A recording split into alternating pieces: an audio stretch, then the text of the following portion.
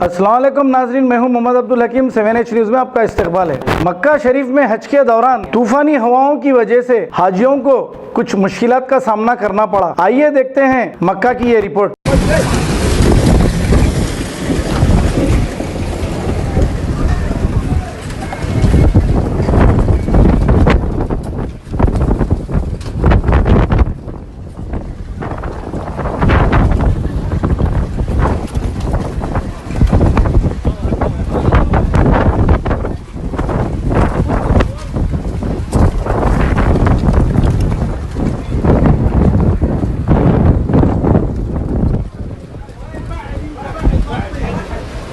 लब्बैक अल्लाहुम्मा लब्बैक लब्बैक ला शरीक लक लब्बैक इन्नल हम्द वन्निअमत लक वल मुल्क ला शरीक लक लब्बैक अल्लाहुम्मा लब्बैक।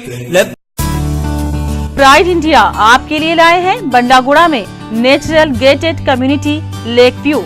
बनाइए अपना ख्वाबों का आशियां कुदरती हसीन मनाजिर के पास, जिसमें open plot, swimming pool, park और प्लेग्राउंड जैसे बेशुमार एमिनिटीज के साथ दस्तयाब है।